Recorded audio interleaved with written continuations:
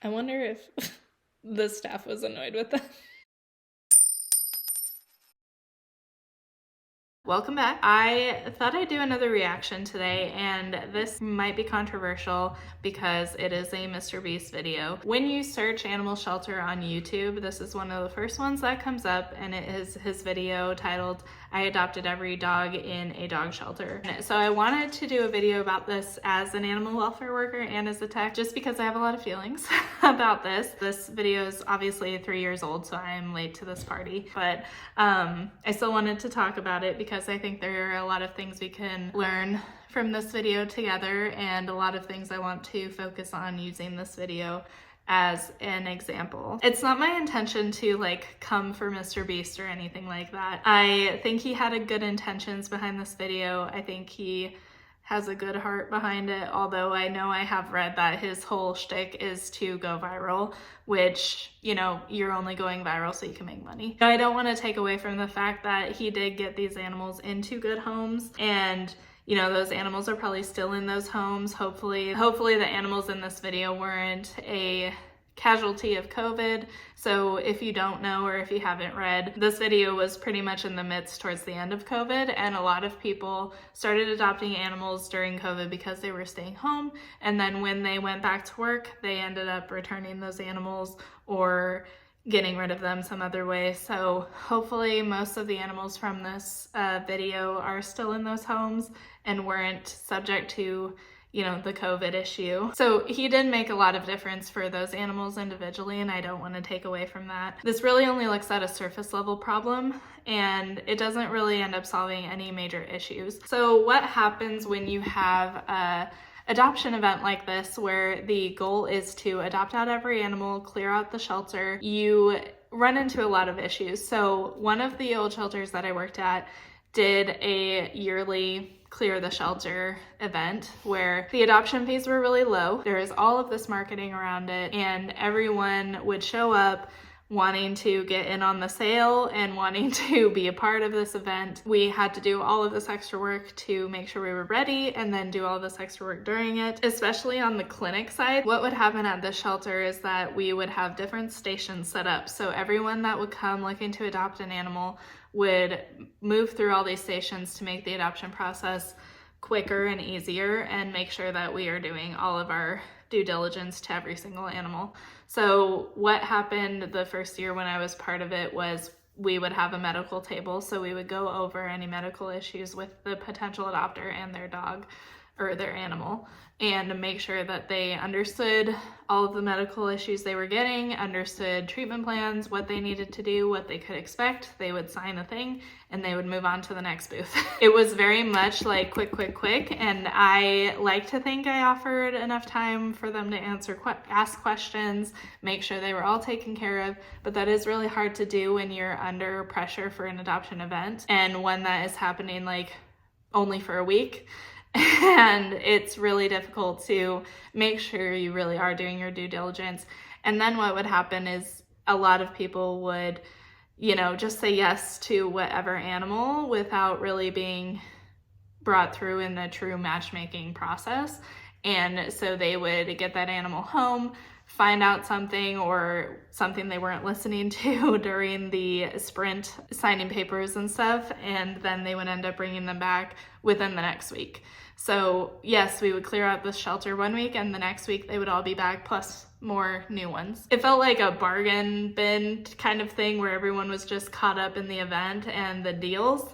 And then when they get home, they realize like all of that kind of wears off, and they have a dog to take care of, and I guess they weren't ready, or they weren't paying attention, or whatever, and then they bring the animal back. And that is really difficult for the animal because that's a lot of moving and a lot of stress that they get put through in a really short amount of time. I feel like every time there's an adoption event, that happens, especially when there are huge ones that are aimed at clearing out the shelter. The idea behind this video is basically to clear out the shelter in a short amount of time, from what I've seen. Yes, it's good to clear out the shelter, but I wonder how many animals came back after that. Again, this was during COVID, so even if they didn't come back right away, I wonder how many eventually came back post-COVID. I would be interested to see the numbers in that, or to know from someone at the shelter what the experience was like. But that is just something coming from me who's been through this multiple times at multiple shelters. I don't know that these clear the shelter,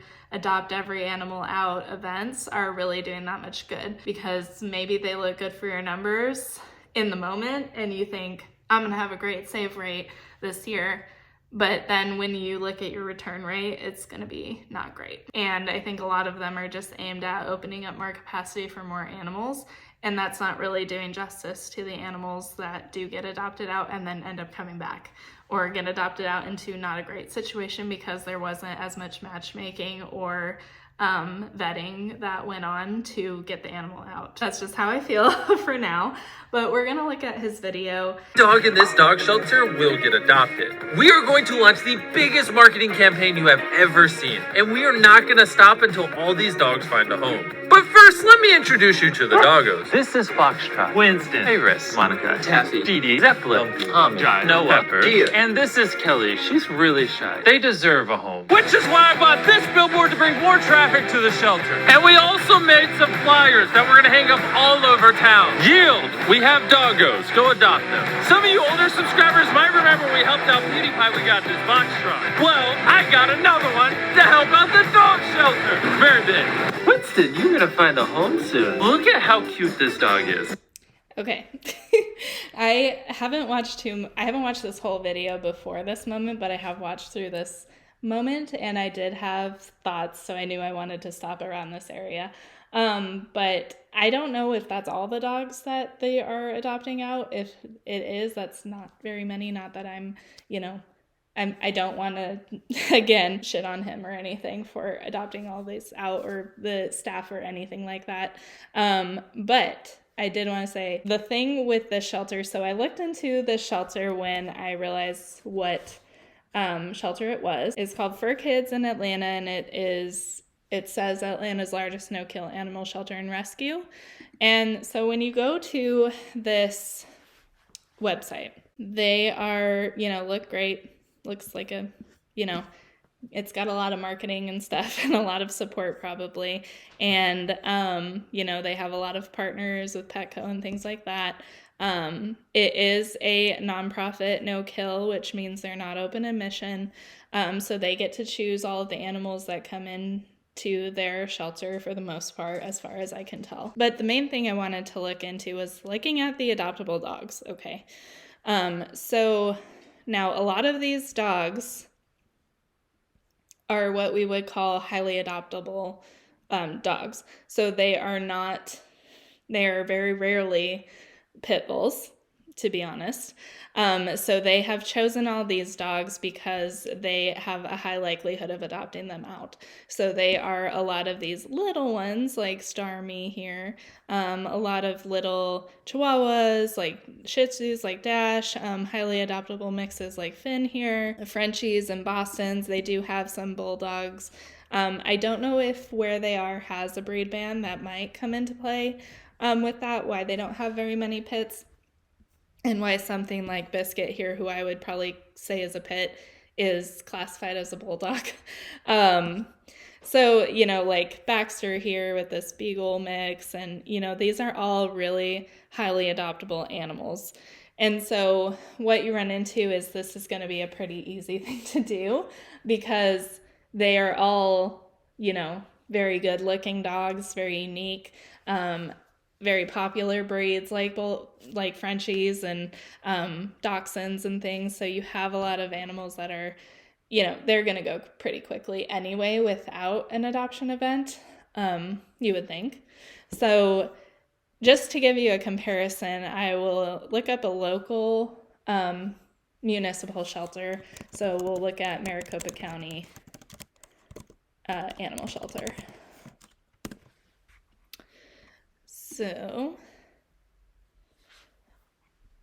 So I know that Maricopa County is a open admission municipal shelter, so they have no real control over what they get in.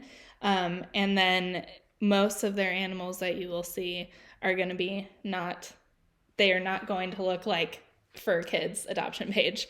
So if you go into find a pet, and they're running a sale right now. Yeah, so let's just look at dogs. Dogs. Okay, literally the first 3 are pits. And as we go on, they are mostly pits and German Shepherds, which are also really high number in most shelters. German Shepherds are really difficult to adopt out because they're just a difficult breed. You need to know what you're doing when you get a German Shepherd. But these are all Shepherds and pits. And so, you know, they're gonna have a really hard time adopting out all these pit bulls. Not only, like, I don't know that anywhere in Arizona really has a breed ban. Maybe there are places, obviously not in Maricopa County. But the thing that happens here with Maricopa County, if Maricopa County gets a highly adoptable popular breed, another rescue is going to take that one. So because they can choose what they want, and if Maricopa County's like, please just like take some off of our hands, those breeds are going to be the first ones that they take, which leaves Maricopa County with all of the more difficult breeds to adopt out.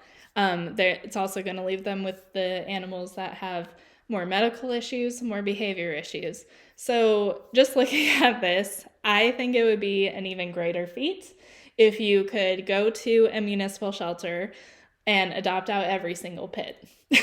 That is my challenge to MrBeast. We'll get back into the video now. He deserves a nice, loving home. Oh, good boy. Carl, you're trying to tell me you don't want to adopt him. He is perfect. Okay, there are also a lot of puppies here. That is a tiny little baby puppy. So obviously puppies are also going to be easier to adopt out because everyone wants a puppy for some reason. I don't know why. I would never have another puppy probably. But yeah, puppies are going to be easy to adopt out. And then going back to Maricopa County's page, let's see.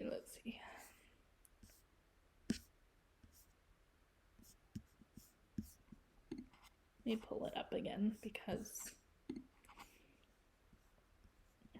I think Maricopa County only really does dogs. They don't really do cats from what I've heard, but okay, looking at this, everyone is over a year old at least. A lot of them are 6 years old, like Noelle and Tiana here. 5 years, you know, they're going to be older adults, 8 years for Gemma. So puppies are going to be easier, obviously. So just keeping that in mind when I'm watching this, I'm like, you're adopting out the easiest animals to adopt out. So.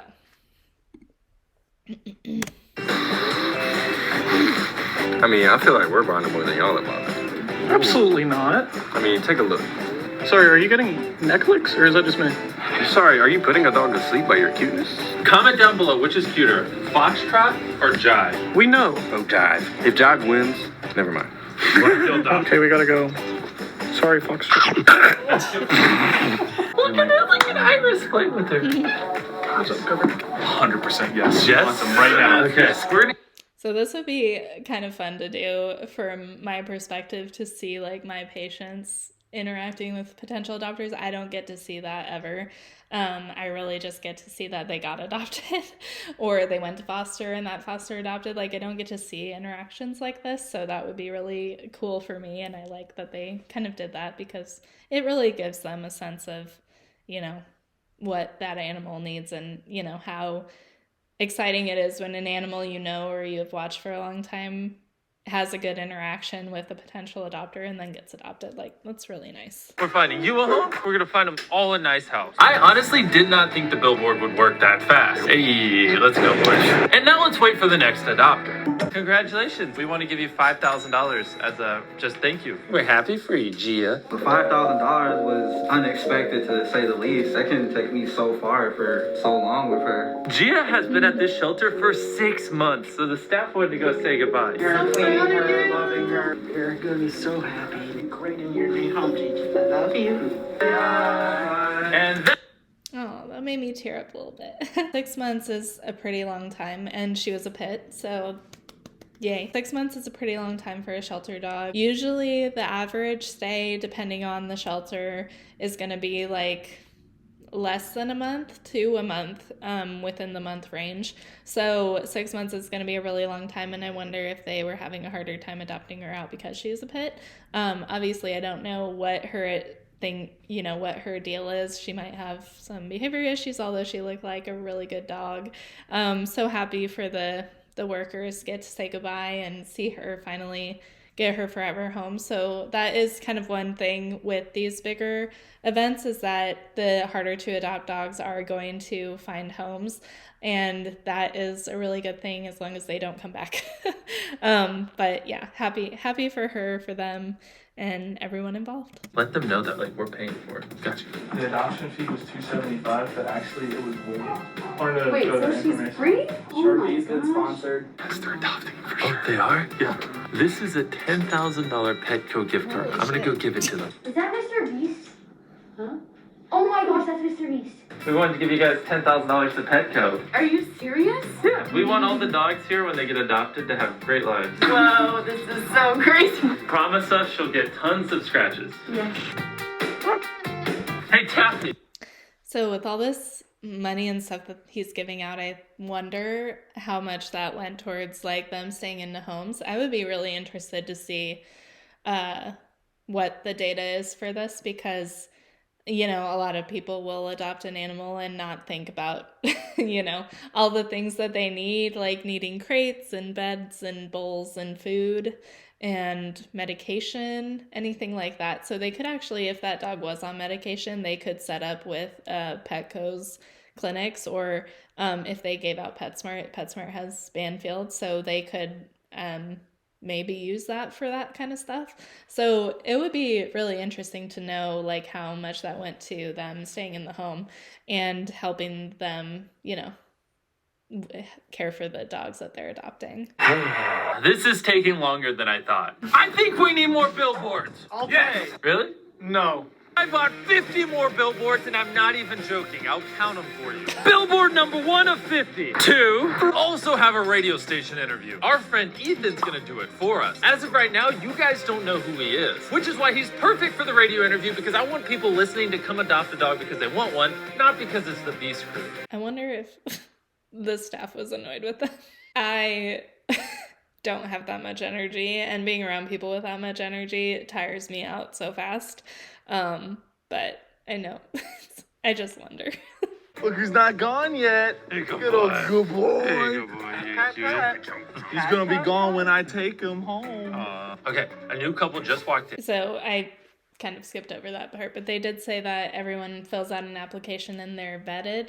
I don't know what the vetting process is for this place, but because they only have this amount of dogs, it's probably they have the time and the ability to, really do that matchmaking as much as possible and like talk to them and stuff. So again, if you're looking at a place like this that is a nonprofit with a smaller population, you can do those things. But trying to do this at like a municipal shelter with hundreds of dogs and trying to clear hundreds of dogs is going to make it so that vetting doesn't happen as much, which is something that happens quite frequently if you go to an adoption event at a really full shelter.